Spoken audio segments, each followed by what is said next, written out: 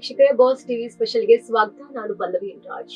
ನಟ ದರ್ಶನ್ ಪರಪ್ಪನ ಅಗ್ರಹಾರದಲ್ಲಿದ್ದಾರೆ. ಇವತ್ತು ಅವರಿಗೆ 23ನೇ ವರ್ಷದ ವಿವಾಹ ವಾರ್ಷಿಕೋತ್ಸವದ ಸಂಭ್ರಮ.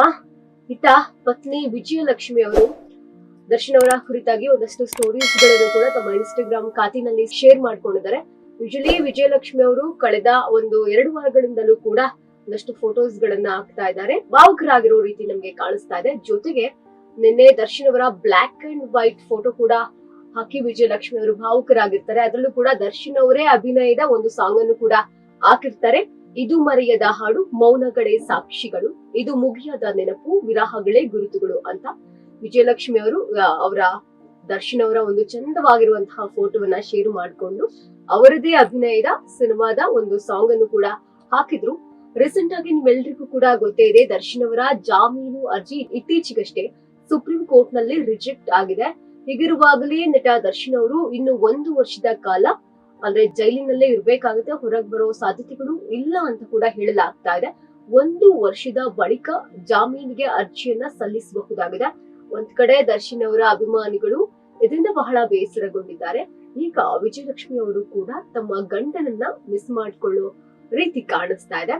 ವಿಜಯಲಕ್ಷ್ಮಿ ಅವರು ಆಗಾಗ ಪೋಸ್ಟ್ ನ ಹಾಕ್ತಾನೆ ಇರ್ತಾರೆ. ಸದ್ಯಕ್ಕೆ ಅವರ ಗಂಡನನ್ನ ನೆನೆದು ಹಾಕಿರುವಂತಹ ಈ ಪೋಸ್ಟ್ ಈಗ ಎಲ್ಲರ ಗಮನವನ್ನ ಸೆಳೆದಿದೆ. ನಾನು ಅದೆಂತಹ ಪರಿಸ್ಥಿತಿ ಬಂದ್ರು ನಿಮ್ಮ ಕೈಯನ್ನ ಬಿಡೋದಿಲ್ಲ. ಪರಿಸ್ಥಿತಿ ಎಷ್ಟೇ ಕೆಟ್ಟದಿದ್ರು ಪರವಾಗಿಲ್ಲ, ಇಡೀ ಪ್ರಪಂಚ ನಿಮಗೆ ಎದುರಾದ್ರೂ ಪರವಾಗಿಲ್ಲ, ನಾನು ನಿಮ್ಮ ಪರವಾಗಿರ್ತೀನಿ, ನಿಮ್ಮ ಜೊತೆಯಾಗಿರ್ತೀನಿ, ನಾನು ನಿಮ್ಮನ್ನೇ ಸೆಲೆಕ್ಟ್ ಮಾಡ್ಕೊಳ್ತೀನಿ ಅಂತ ವಿಜಯಲಕ್ಷ್ಮಿ ಅವರು ಆ ಪೋಸ್ಟ್ ಅನ್ನ ಹಾಕಿದ್ದಾರೆ. ತಮ್ಮ 2 ಕೈಗಳನ್ನ, ದರ್ಶನ್ ಅವರ ಒಂದ್ ಕೈ ಹಾಗೆ ವಿಜಯಲಕ್ಷ್ಮಿ ಅವರ ಒಂದ್ ಕೈನ ಇಟ್ಕೊಂಡು ಪೋಸ್ಟ್ ಹಾಕಿರೋದು. ಜೊತೆಗೆ ನಜರ್ ಅಂತ ಹೇಳ್ತಾರಲ್ಲ, ದೃಷ್ಟಿಯ ಒಂದು ಚಿಹ್ನೆಯನ್ನು, ಒಂದು ಇಮೋಜಿಯನ್ನ ಹಾಕಿ, ಪೀಸ್ ಅಂದ್ರೆ ಶಾಂತಿಯ ಒಂದು ಇಮೋಜಿಯನ್ನ ಹಾಕಿ, ಹಾಗೆ ಒಂದು ಹಾರ್ಟ್ ಅನ್ನ ಕೂಡ ಹಾಕಿರೋದು ಈಗ ಸದ್ಯಕ್ಕೆ ಎಲ್ಲರ ಗಮನವನ್ನ ಸೆಳೀತಾ ಇದೆ. ಯೂಶಲಿ ಯಾವುದೇ ಹೆಣ್ಣಾಗಿರಬಹುದು ಈ ಒಂದು ಪರಿಸ್ಥಿತಿಯನ್ನ ತನ್ನ ಗಂಡನಿಗೆ ಬರಬಾರ್ದು ಅಂತಾನೆ ಬಯಸುವಂತಹ ಪರಿಸ್ಥಿತಿ ವಿಜಯಲಕ್ಷ್ಮಿ ಅವರಿಗೆ ಬಂದಿರುವಂತದ್ದು.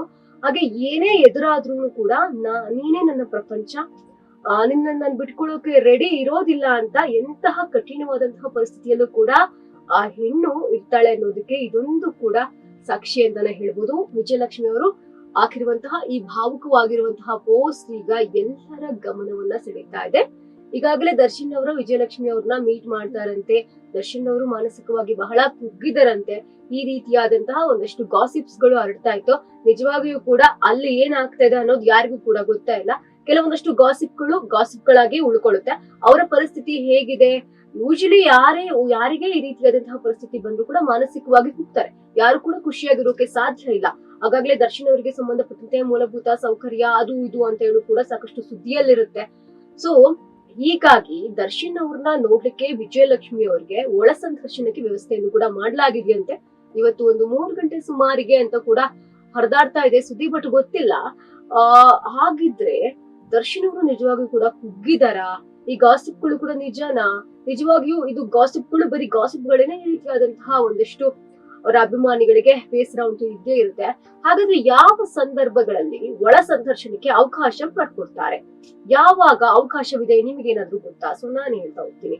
ಈಗ ಆರೋಪಿ ಅಥವಾ ಕೈದಿ ಮಾನಸಿಕವಾಗಿ ಏನಾದ್ರೂ ಅವರಿಗೆ ಆರೋಗ್ಯಕ್ಕೆ ತೊಂದರೆ ಒಳಗಾದ್ರೆ ಆ ವೇಳೆಯಲ್ಲಿ ಅವರ ಪತ್ನಿ ಆಗಿರಬಹುದು, ಪತಿ ಆಗಿರಬಹುದು, ಅವರ ಪೇರೆಂಟ್ಸ್ ಆಗಿರಬಹುದು, ಮಕ್ಕಳಾಗಿರಬಹುದು, ಅಥವಾ ಅವರನ್ನ ಇಷ್ಟಪಡುವಂತಹ ವ್ಯಕ್ತಿಗಳಾಗಿರಬಹುದು, ಹತ್ತಿರದ ಸಂಬಂಧಿಕರಿಗೆ ನಿಯಮಿತ ಭೇಟಿಗೆ ಮಾತ್ರ ಅವಕಾಶವಿರುತ್ತೆ. ಅಥವಾ ಕುಟುಂಬದಲ್ಲಿ ಯಾರಾದ್ರೂ ತೀವ್ರವಾದಂತಹ ಆರೋಗ್ಯಕ್ಕೆ ಒಳಗಾಗಿದ್ರೆ, ಅಥವಾ ಮದುವೆ ಏನಾದ್ರೂ ಕಾರ್ಯ ಇದ್ರೆ, ಶುಭ ಕಾರ್ಯಗಳಿದ್ರೆ, ಅಥವಾ ಸಾವನ್ನಪ್ಪಿದ್ರೆ ತುರ್ತು ಮಾಹಿತಿಯನ್ನ ನೀಡ್ಲಿಕ್ಕೆ ಮಾತ್ರ ಅವಕಾಶವಿರುತ್ತೆ. ಇದನ್ನು ಮೀರಿ ಕೈದಿಯು ಏನಾದ್ರೂ ತೀವ್ರ ಅನಾರೋಗ್ಯದಿಂದ ಬಳಲ್ತಾ ಇದ್ರೆ ಜೈಲು ಅಥವಾ ಹೊರಗಿನ ಆಸ್ಪತ್ರೆಗೆ ದಾಖಲಾಗಿದ್ದಂತಹ ವೇಳೆ ಕುಟುಂಬದವರಿಗೆ ಅವಕಾಶವಿರುತ್ತೆ. ಕೌಟುಂಬಿಕವಾಗಿ ಒಂದಷ್ಟು ಏನಾದ್ರೂ ಪ್ರಾಬ್ಲಮ್ಸ್ ಆದಾಗ, ಈಗ ಆಸ್ತಿ ವಿಚಾರವಾಗಿರಬಹುದು, ನೋಂದಣಿ ವಿಚಾರವಾಗಿರಬಹುದು, ಬ್ಯಾಂಕ್ ವ್ಯವಹಾರ, ಮಕ್ಕಳ ವಿದ್ಯಾಭ್ಯಾಸ, ಇಂತಹ ಅನಿವಾರ್ಯ ಸಂದರ್ಭಗಳಲ್ಲಿ ಭೇಟಿಗೆ ಅವಕಾಶ ಇರುತ್ತೆ. ಜೈಲು ಅಧೀಕ್ಷಕರ ಅನುಮತಿಯ ಮೇರೆಗೆ ಒಳ ಸಂದರ್ಶನಕ್ಕೆ ಅವಕಾಶವಿರುತ್ತೆ. ಸೊ ಇಂತಹ ಸಂದರ್ಭದಲ್ಲಿಯೂ ಕೂಡ ಮೀಟ್ ಮಾಡಬಹುದು, ಮಾತಾಡ್ಲಿಕ್ಕೂ ಕೂಡ ಅವಕಾಶವಿದೆ. ಇತ್ತೀಚೆಗಷ್ಟೇ ಪರಪ್ಪನ ಅಗ್ರಹಾರ ಜೈಲಿಗೆ ಭೇಟಿ ನೀಡಿರ್ತಾರೆ ಯಾರು ಅಲೋಕ್ ಕುಮಾರ್ ಅವರು. ಅಲ್ಲೂ ಕೂಡ ಏನು ಕುಂದು ಕೊರತೆ ಇದೆ ಅಂತ ಎಲ್ಲಾ ವಿಶೇಷವಾಗಿ ದರ್ಶನ್ ಅವರಿಗೆ ಅಂತಲ್ಲ ಎಲ್ರಿಗೂ ಒಂದಷ್ಟು ಪ್ರಾಬ್ಲಮ್ಸ್ ಏನಿದೆ ಅದನ್ನ ಸಾಲ್ವ್ ಮಾಡಕ್ ಹೋಗಿರ್ತಾರೆ. ಆಗ ದರ್ಶನ್ ಅವರು ಇರುವಂತಹ ಸೆಲ್ಲಿಗೂ ಕೂಡ ಇವರು ಭೇಟಿ ನೀಡಿರ್ತಾರೆ, ಪರಿಶೀಲನೆಯನ್ನು ಕೂಡ ನಡೆಸಿರ್ತಾರೆ. ದರ್ಶನ್ ಅವರು ಏನು ನನಗೆ ಈ ರೀತಿಯಾಗಿ ಏನು ಸಿಗ್ತಾ ಇಲ್ಲ ಮೂಲಭೂತ ಸೌಕರ್ಯ ಅಂತ ಹೇಳಿರ್ತಾರೆ. ಅದರ ಪರವಾಗಿಯೂ ಕೂಡ ಅವರು ಮಾತಾಡಿದ್ರಂತೆ. ಅಲ್ಲೂ ಕೂಡ ಭೇಟಿ ನೀಡಿ ದರ್ಶನ್ ಅವರು ಇರುವಂತಹ ಸೆಲ್ಗೆ ಭೇಟಿ ನೀಡಿ ಪರಿಶೀಲನೆಯನ್ನು ಕೂಡ ನಡೆಸಿದ್ದಾರೆ. ಕುಟುಂಬದವರನ್ನ ಭೇಟಿ ಮಾಡ್ಲಿಕ್ಕೆ ಸೂಕ್ತ ಅವಕಾಶವನ್ನ ನೀಡಬೇಕು, ಜೊತೆಗೆ ಮೊಬೈಲ್ ನಲ್ಲಿ ಮಾತಾಡ್ಲಿಕ್ಕೆ ಹೆಚ್ಚಿನ ಸಮಯ ಕೊಡ್ಬೇಕು ಅನ್ನೋದನ್ನ ಬಿಟ್ರೆ ಜೈಲಿನಲ್ಲಿ ಬೇರೆ ಯಾವುದೇ ರೀತಿಯ ಸಮಸ್ಯೆಗಳಿಲ್ಲ ಅಂತ ಸ್ವತಃ ದರ್ಶನ್ ಅವರೇ ತಿಳಿಸಿದ್ದಾರೆ ಅಂತ ಇವರು ಹೇಳಿದ್ದಾರೆ. ದರ್ಶನ್ ಅವರ ದಂಪತಿಯ ಈ ಮನವಿಗೆ ಜೈಲು ಅಧಿಕಾರಿಗಳು ಕೂಡ ಸ್ಪಂದಿಸಿದ್ದಾರಂತೆ. ಇಂದಿನ ಅವರ ವಿವಾಹ ವಾರ್ಷಿಕೋತ್ಸವಕ್ಕೆ ಮುಖಾಮುಖಿ ಭೇಟಿಯ ವಿಶೇಷ ಅನುಮತಿ ನೀಡುತ್ತಾರೆ ಅನ್ನೋದು ಕೂಡ ತಿಳಿತಾ ಇದೆ. ಇವತ್ತು 3 ಗಂಟೆ ಸುಮಾರಿಗೆ ದರ್ಶನ್ ಹಾಗೇನೆ ಅವರ ಪತ್ನಿ ವಿಜಯಲಕ್ಷ್ಮಿ ಅವ್ರನ್ನ ಮೀಟ್ ಮಾಡ್ತಾರೆ. ಜೊತೆಗೆ ಅವ್ರ ಮಗ ಕೂಡ ಇರ್ತಾರೆ ಅನ್ನುವಂತಹ ಸುದ್ದಿ. ಬಟ್ ಇದು ಎಷ್ಟು ಸತ್ಯ ಸುಳ್ಳು ಅನ್ನೋದು ಗೊತ್ತಿಲ್ಲ, ಅವರು ಭೇಟಿಯಾಗಿ ಬಂದ ನಂತರದಲ್ಲಿ ಗೊತ್ತಾಗುತ್ತೆ. ಸೊ ಹೀಗೆ ವಿಜಯಲಕ್ಷ್ಮಿ ಅವರು ಡೇ 1 ನಿಂದಲೂ ಕೂಡ ದರ್ಶನ್ ಅವರಿಗೆ ಒಂದು ಸಪೋರ್ಟಿಂಗ್ ಸಿಸ್ಟಮ್ ಆಗಿರ್ತಾರೆ.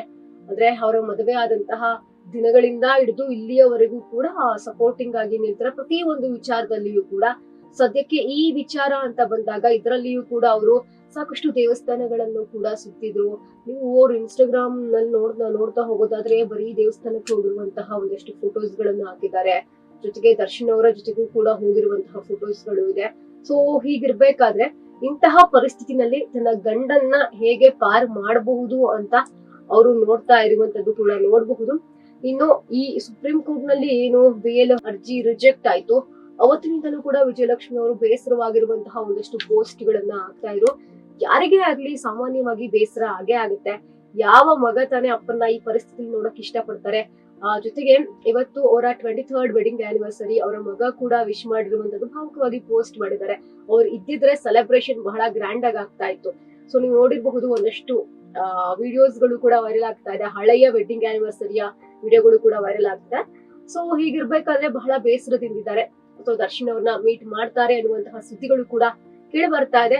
ಸೊ ಕಾದ್ ನೋಡೋಣ ಏನು ಮಾತಾಡ್ತಾರೆ ಅನ್ನುವಂಥದ್ದು ಕೂಡ ನಮಗೆ ಗೊತ್ತಾಗೋದಿಲ್ಲ ಅಲ್ಲಿ ಏನ್ ನಡೆಯುತ್ತೆ ಅಂತ. ಅವ್ರು ಭೇಟಿ ಮಾಡ್ತಾರೋ ಇಲ್ವೋ, ಅಭಿಮಾನಿಗಳಿಗೆ ದರ್ಶನ್ ಅವರು ಏನು ಹೇಳಿ ಕಳಿಸ್ತಾರೆ ಅನ್ನೋದು ಕೂಡ ವೇಟ್ ಮಾಡಿ ನೋಡ್ಬೇಕು. ಈ ಕಡೆ ಅಭಿಮಾನಿಗಳು ಕೂಡ ಬಹಳ ಬೇಸರದಿಂದಿದ್ದಾರೆ.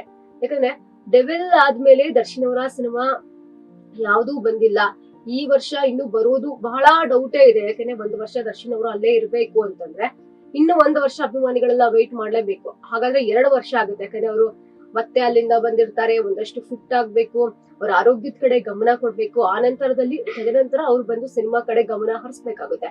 ಸೊ ಈ ಹಿನ್ನೆಲೆಯಲ್ಲಿ ಮತ್ತೆ ಅವ್ರು 2 ವರ್ಷ ಅವರ ಸಿನಿಮಾ ಬರೋದಿಲ್ಲ ಅನ್ನುವಂತಹ ಸುದ್ದಿಗಳು ಕೂಡ, ಅದೇ ರಿಲೀಸ್ ಸಿನಿಮಾಗಳು ಬರಬಹುದು ಅನ್ನುವ ಒಂದು ದೃಢ ನಿರ್ಧಾರದಿಂದ ಅವರ ಅಭಿಮಾನಿಗಳು ಇದ್ದಾರೆ.